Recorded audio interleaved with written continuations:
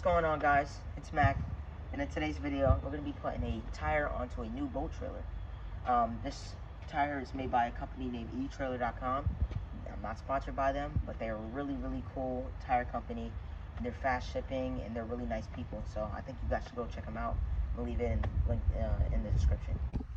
First thing you want to do is you want to chock the opposite wheel. First thing you want to do.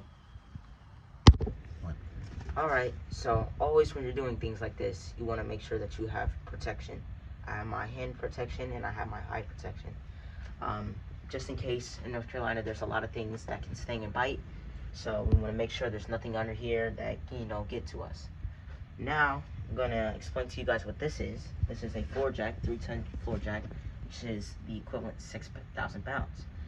Right now, we want to make sure that the front of the floor jack, the wheel, is clearing the tires so that they do not rub together, because if they do, then we have a problem. So we want to always make sure safety first, and we also want to know what we're doing with the floor jack and making sure it's clearing that tire. Alright guys, so what we're going to be doing now is we're going to be putting the pneumatic air gun to work. This is pneumatic means air. We're going to be putting this to work. We're going to be taking the spare tire, putting it on, and taking the old tire off.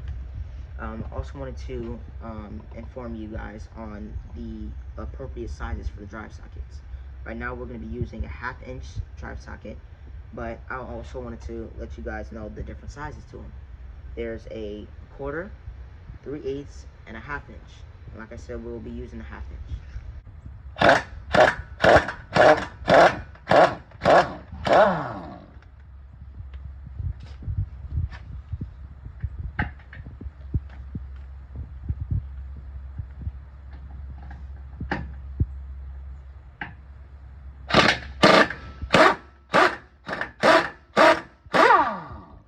Okay, so we're not going to have enough hand room to, work anything in here, so that's where this extension comes in.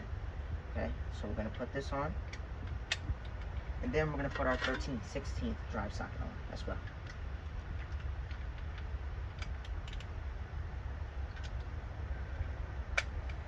Okay, we got it on now. So let's get to cracking.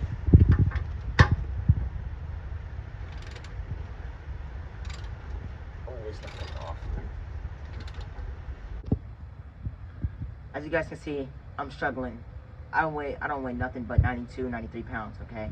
So what we're gonna need to do is we're going to need to position ourselves into a comfortable space where we can use our full body weight. And this is what's gonna happen. Watch this. Easy. And then we just keep moving it and working it. Okay, so now that we've done that, we have to go back to what we said before. We only want to crack the lug nuts off. Because if we do not, and we take the full thing completely off, the wheel is going to fall off, and then we're in a dangerous position. So, as we crack the lug nuts off, that's when we can use the jack to move the tire up. Okay, so now that we have our jack in place, we need to make sure that we have enough room from the ground to the tire. We need to make sure we have enough room there to put our new tire on.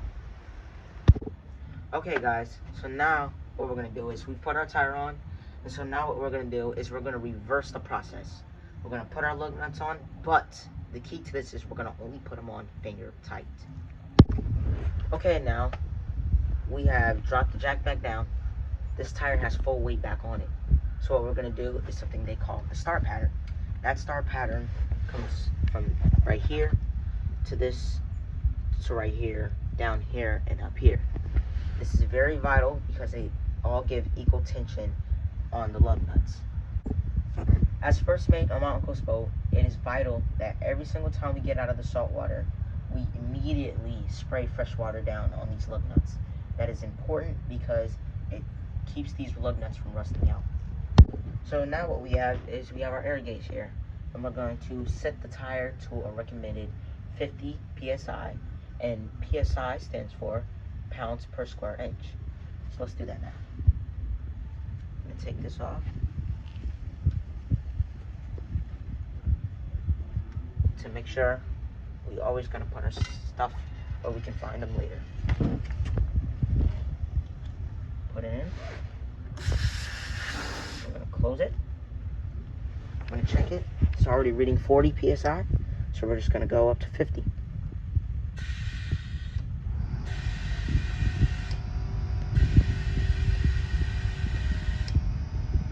Almost there.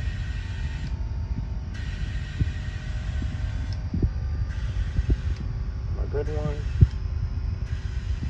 There we go. That's 50 psi. Okay, so now, if you're ever at a gas station or when you get home, you always need to come back and check the lug nuts. And we need to check them back in that star pattern again to check for tightness.